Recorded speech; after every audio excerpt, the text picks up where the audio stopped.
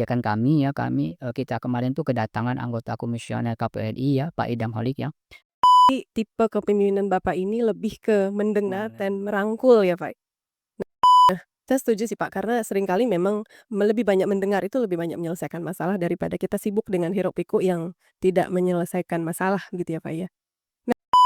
Nah, sobat pemilih, menjadi penyelenggara itu bukan hanya dituntut untuk bekerja cepat, tepat, dan tuntas, tapi juga harus memiliki mental agar tetap waras ya, Pak, ya. Bapak, boleh tidak? nah itu dalam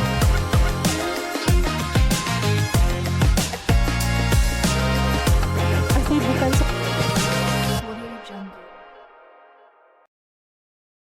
Assalamualaikum warahmatullahi wabarakatuh. Selamat datang di podcast Pintar Demokrasi. Saya Eki Rahayu. Hari ini kita akan membahas tema yang sangat menarik terkait bagaimana KP Bangka Barat merawat independensi lembaganya di tengah hiruk-pikuk dan dinamika politik yang ada.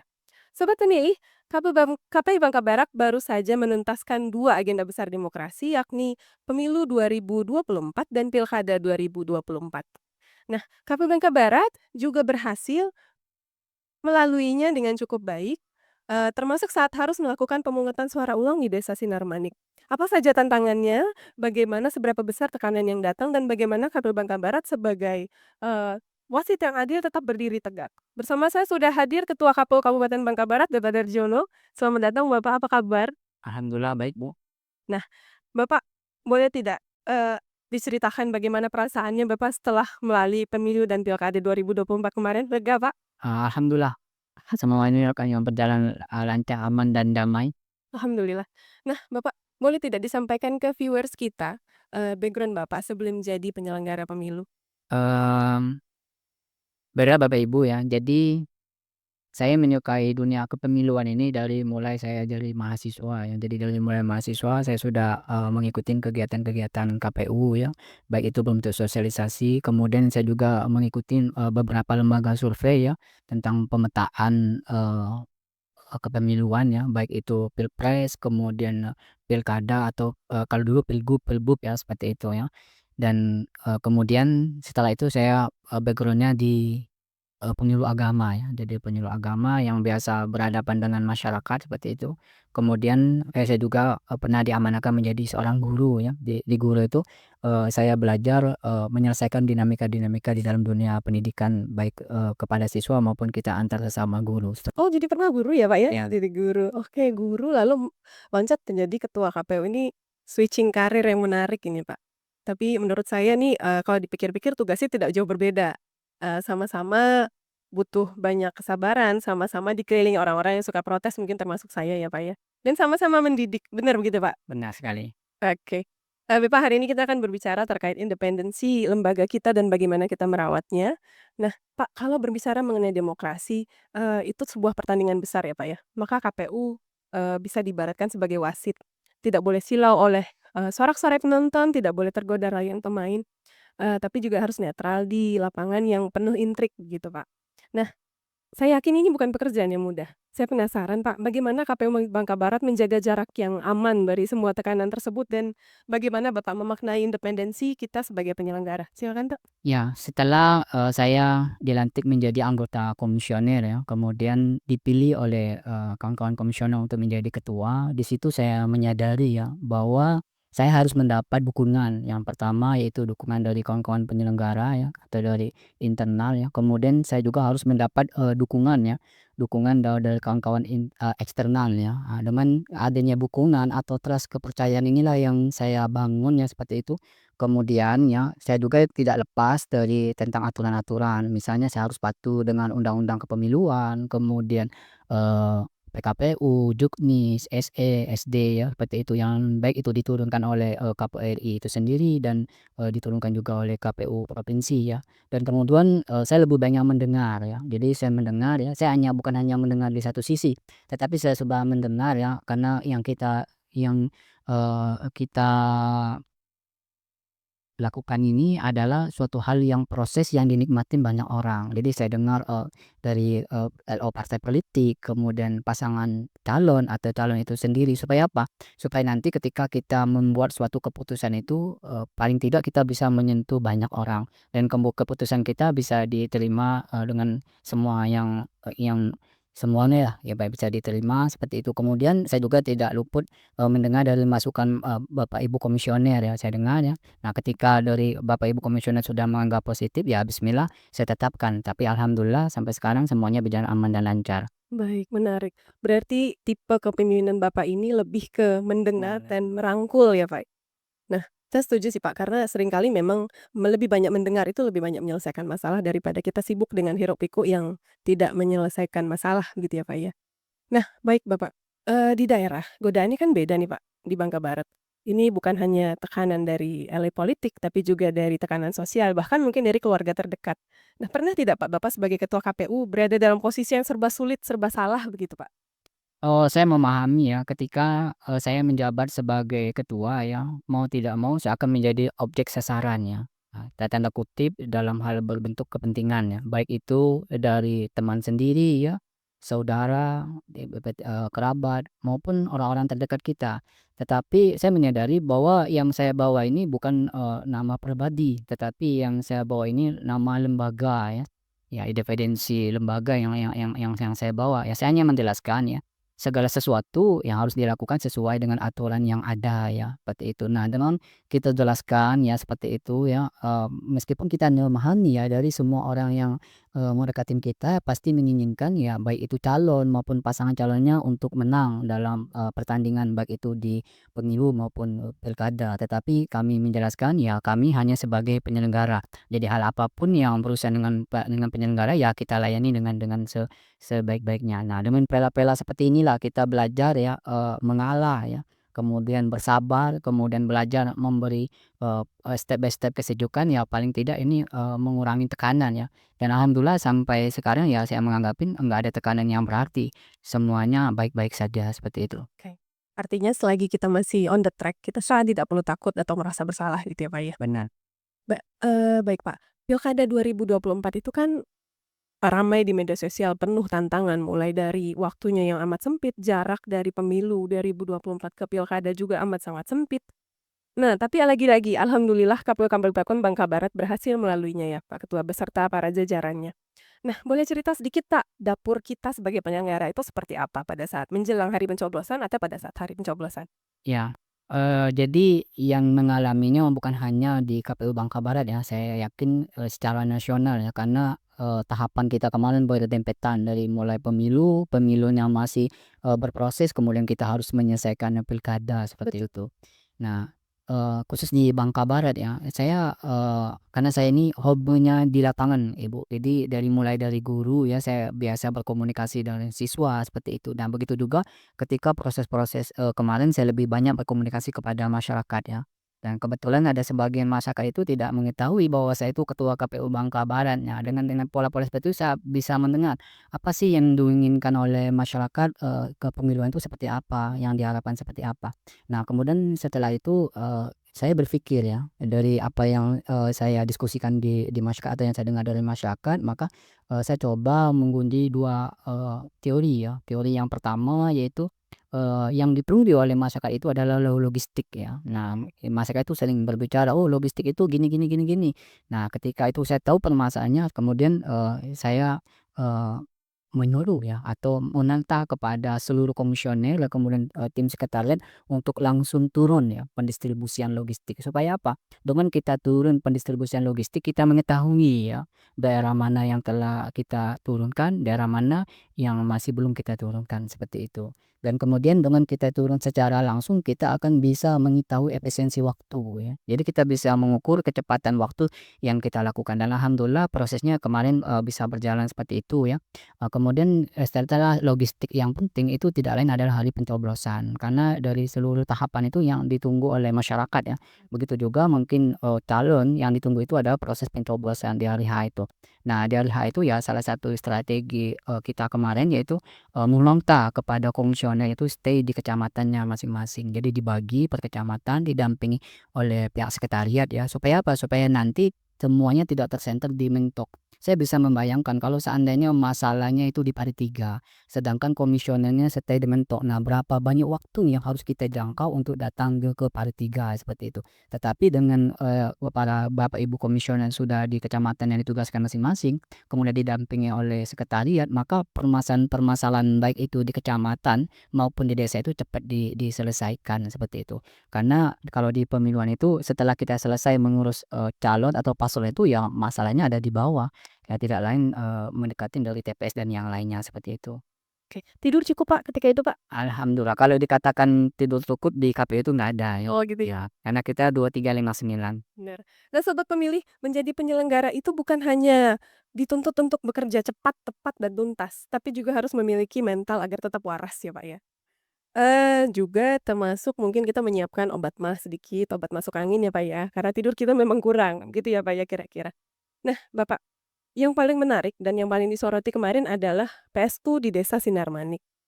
Banyak itu yang menganggap sebagai sebuah indikator bagaimana KPU itu bersikap lebih, objektif. Nah, sebenarnya apa yang terjadi di sana, Pak? Dan bagaimana proses PSU itu berlangsung? Iya, sama-sama kita mengetahui ya bahwa MK sudah memutuskan ya bahwa, KPU Bangka Barat untuk melakukan PSU, khususnya di Desa Sinar Manik ya yang berjumlah 4 TPS ya. Nah, setelah, putusan MK ya, saya berpikir ini harus dikerjakan dengan sebaik mungkin.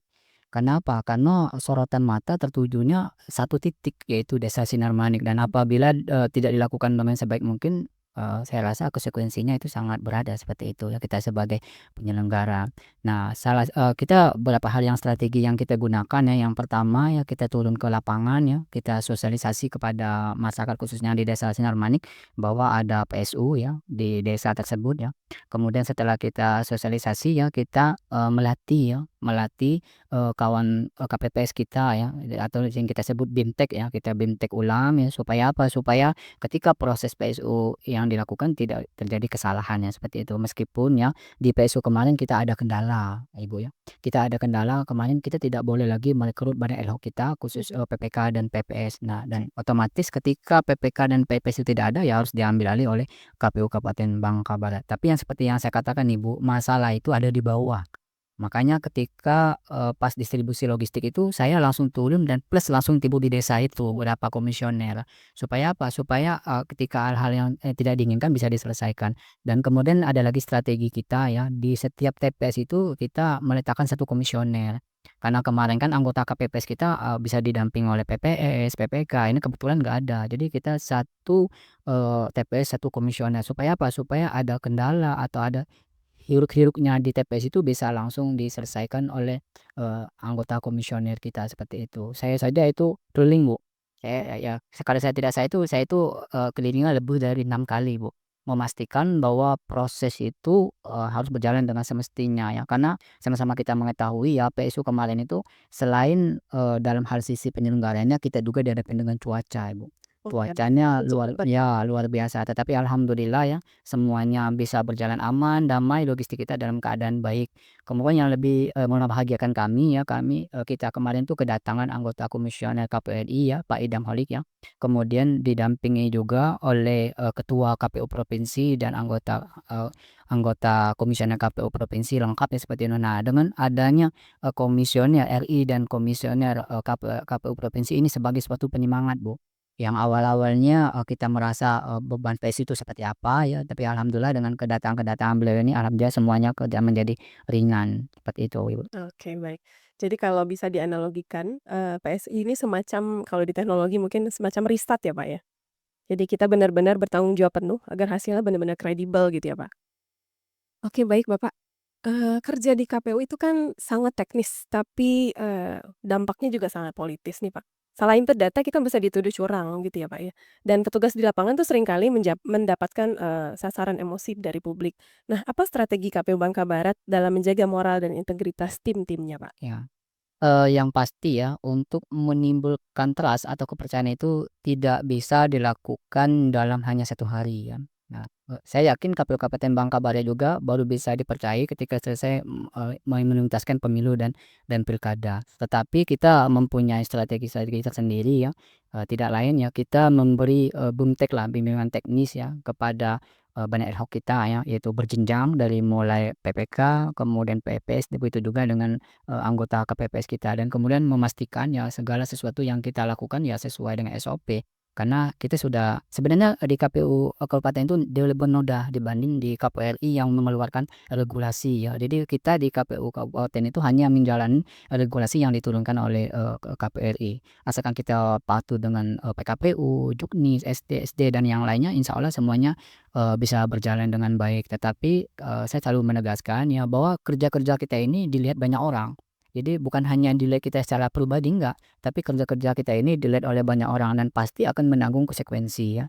Saya katakan ya ketika pelanggaran-pelanggaran itu dilakukan ya kita akan mendapat konsekuensi dari KPU itu sendiri ya, kemudian ada sahabat kita dari Bawaslu, begitu juga yang imbas yang lainnya bisa diproses di DKPP. Ini supaya apa? Supaya menjadi warning ya, supaya apa, nanti ketika kita ingin melakukan kesalahan, kita ada sebatas pengingat seperti itu bahwa, kerja-kerja kita ini ya sesuai dengan motonya melayani, maka akan diamati oleh banyak orang, seperti itu. Oke, menarik nih Ketua. Ini terkait sanksi dan konsekuensi. Ini 2 hal yang memang, seringkali menakutkan, tapi justru ini yang dibutuhkan untuk, marwah lembaga kita ya Ketua ya. Dan lagi-lagi, kita bukan lembaga yang bisa diancam dan ditawar, karena saya rasa siapapun yang bermain dengan kepercayaan publik harus siap dengan konsekuensi yang lebih besar. Setuju ya Ketua ya? Setuju. Nah, Ketua, banyak warga yang berpikir nih tugas KPU selesai saat surat suara itu dihitung. Nah, padahal sebenarnya demokrasi itu jauh lebih dalam.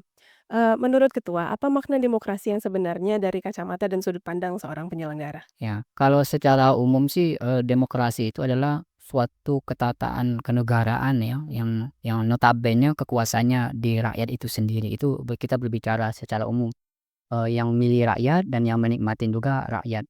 Tetapi kita sebagai penyelenggara ya, memahami dari sebuah demokrasi itu adalah sebuah tanggung jawab.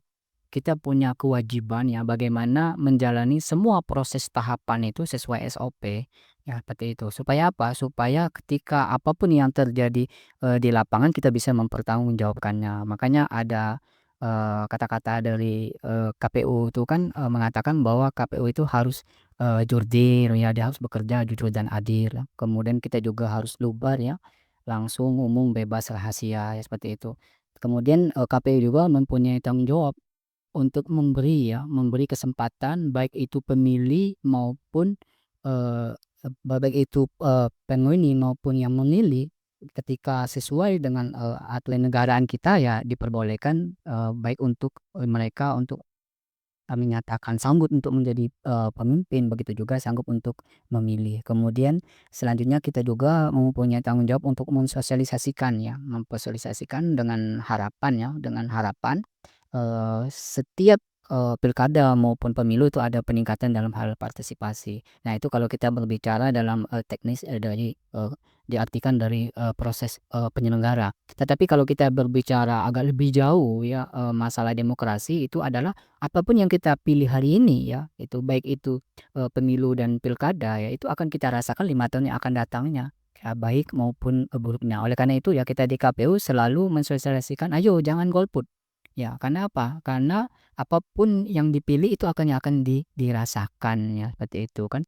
Jadi monggo ya dari kesempatan ini saya menyampaikan kepada masyarakat, mohon nanti di pemilu maupun pilkada nanti kalau bisa 100% Bu untuk memilih, seperti itu. Harapannya begitu ya, Harapannya Ketua? seperti itu.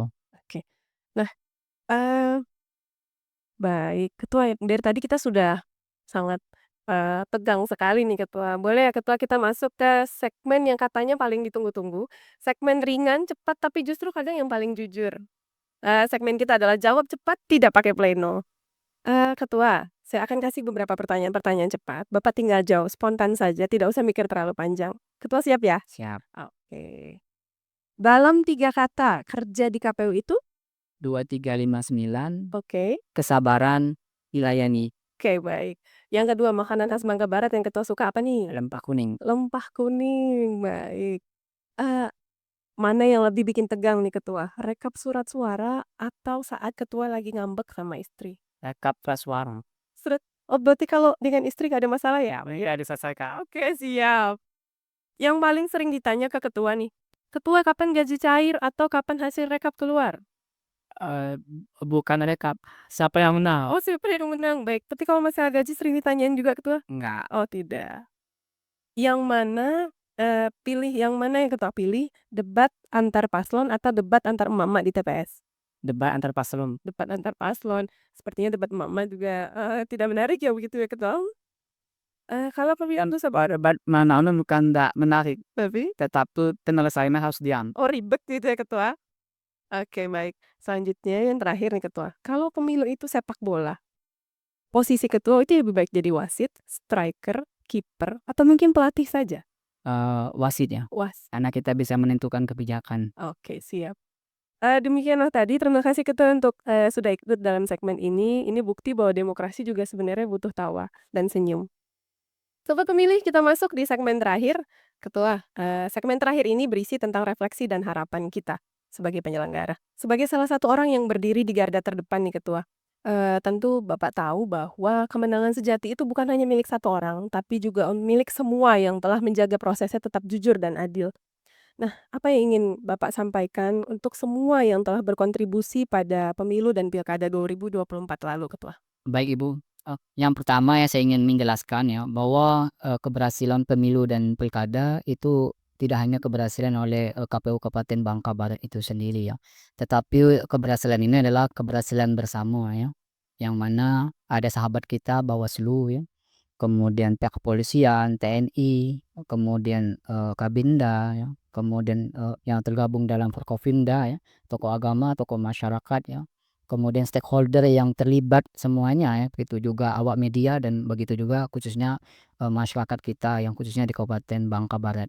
Saya yakin ya semua yang saya sebutkan tadi, memang punya, visi ya untuk menciptakan, pemilu dan pilkada ini berjalan aman, damai dan lancar dan alhamdulillah ya kita sama-sama menikmati hasil daripada, impian kita, bersama-sama seperti itu. Meskipun ya, ada kerja-kerja KPU di dalamnya ya seperti penyelenggara baik itu, dari komisioner, kemudian, tim sekretariat yang, backup full ya seperti itu, kemudian, kawan PPK, kawan, PPS dan juga kawan KPPS kita ya seperti itu.